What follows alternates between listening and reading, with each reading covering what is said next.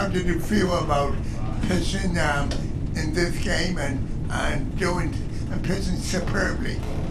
I mean, coming into the game, I was feeling really good. When I get to the bullpen and I was warming up for the game, I was feeling really good on everything and all my pitches, and I always believe that I got always give you a second chance, and I got to thank God to have the opportunity to pitch today again and keep the team to a position to win the game, and that was the matter, Pete in the second row in your left. Eddie, what was the biggest difference between this start and the last start against Tampa? Fastball location. That's what I think, because if you have your fastball location, the rest of the pitch is going to work pretty good. That's what as a starting pitcher, like that's the first thing you have to have for having a good game. If you look at your fastball, the rest is money. You've had some ups and downs in the postseason in your career. How much does it mean to you to have pitched as well as you did today in a game that they clinched, that you guys clinched? I mean, after the last start, today was I feel it was really special for me. It was just amazing to go up there and have the opportunity to do what I did today, And on your far left here? Eddie, I want to take it back to April 2nd. You started at the Alt site in Worcester, and after that 3-inning outing, I think, in the simulated game, you quickly jumped in your car and drove up here because you wanted to be with your teammates for opening day. What did that moment mean for you, one, to be back on the mound, and then two, to make sure you got up here to join your teammates? I mean, it means a lot because after everything that I went through last year, I had the opportunity to be an opening day this year. It was really special for me, and everything that I went through this year, and all the bad start, good start, up and down, and everything. Had the opportunity to be here today. It's just something like really special. David in the third row, then Tyler. Somewhat following up on that, and I'm going to ask you in English and Spanish if you can answer in both.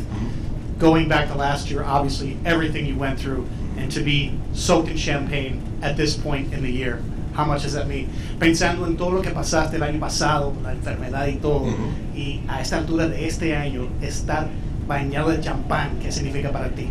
I'm going to say in English first of all, that means a lot, It means everything. Like I say, after everything that I went through, you just say it, but have the chance to be here, blowing champagne away with my teammates and all, it's something that I really appreciate, I just say thanks to God to give me the opportunity to be here, So, y en español, mira, después de todo lo que pasé el año pasado, todo lo que estuve con los problemas del corazón y todo eso, tener la oportunidad de estar aquí es algo que estoy muy agradecido con Dios por darme la oportunidad de estar aquí con mi equipo y estar tirando champaña con mis compañeros. Tyler, right behind. Eduardo, does anything about this run so far this past week feel like 2018? Are there similarities to that championship sort of feeling and stuff that's happening in the games right now? I can't compare 18 with this. This is a new year. This is a new year, new team. Everything, new schedule. Everything is different. 18 was 18. This is 2021. So it's just special to be with this group of guys. We grind at each other every day. We just go out there and play ball. Everybody. I feel like nobody expects us to be here right now, and look at where we are. So after everything we went through together this year, it's just special to be here with all my teammates. Chad on the right.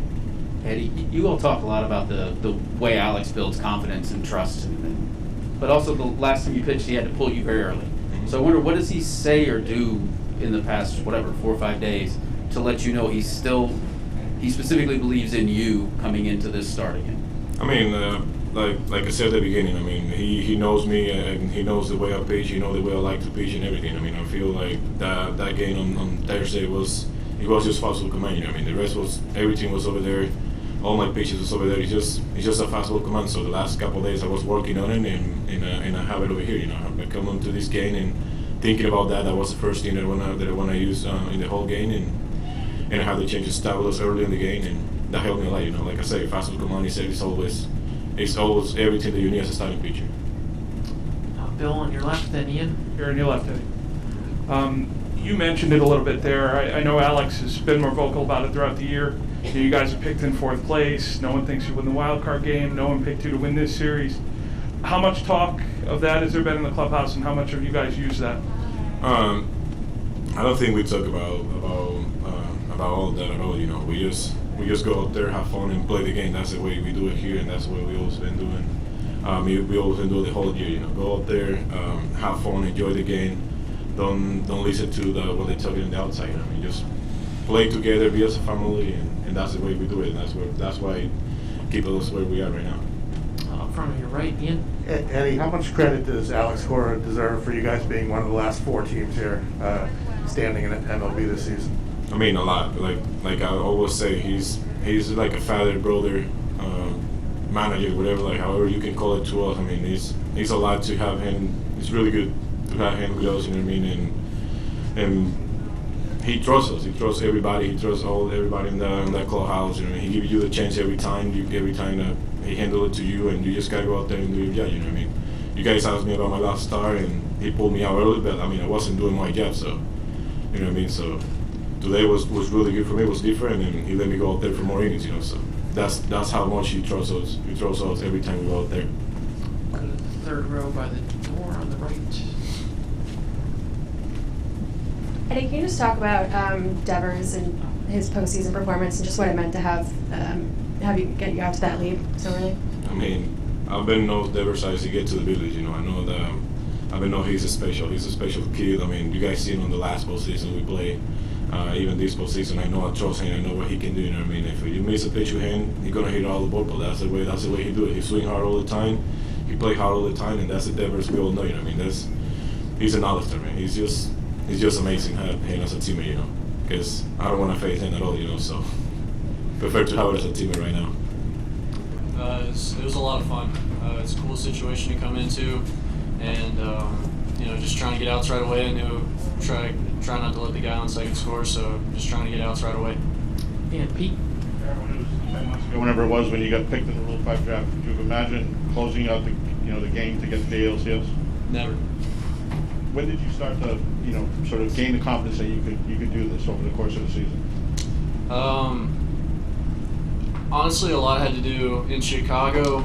After I gave up that walk-off home run, I was sitting in the bathroom, and Kike Hernandez came up, and I was down on myself. And Kike came up, and he was just like, "Hey, man, you've been huge for us all year. You can continue being huge for us." And so, once he said that, that gave me a lot of confidence to go. And what was it like to be pitching in this atmosphere tonight with the way the crowd was from the first pitch? A lot of fun. After we won, I took a second just to kind of step back and look at the crowd, look how everyone was reacting and cheering and everything. And so it was a lot of fun just to soak everything up and just enjoy the moment. And on your right, Chad Garrett.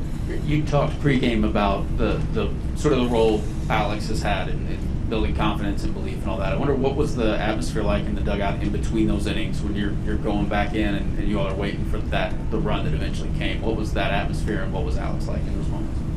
Couldn't tell you. I was focused on who the next hitters were and trying to get them out. Sorry. And Bill on the left, Garrett, I know there were little things inside a team, inside a clubhouse that serve as motivators. I couldn't help but notice there was some popcorn on the mound at the end of the game. I wonder how much discussion there was about the Rays eating in the dugout before, and just how this team has sort of fed off criticism and slides throughout the year. I didn't hear anything about popcorn or anything like that, so I'm not sure about that one. And right front, Ian. Garrett, when Brazier had the tough 8th inning, you come in there, there's a guy in scoring position there.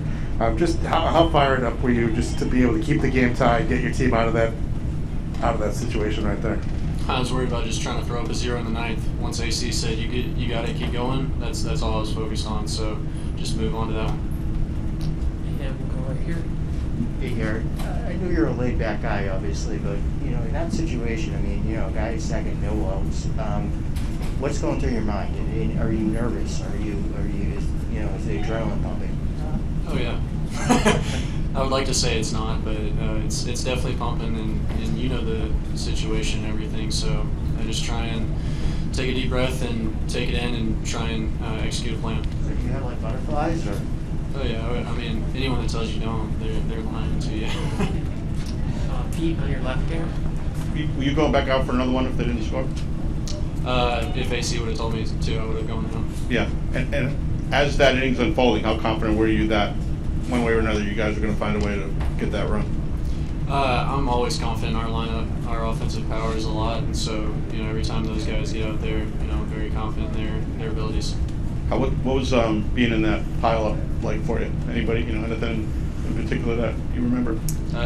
Like I said, I soaked it all in. I watched it, and just to see that, and especially it be my first year, it was a really neat moment.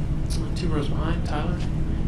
Yeah, when you were picked in the Rule 5, did you even really, were you aware that was going to be going on? Did you think you had a chance to get picked? I mean, was that expected or shocking or what?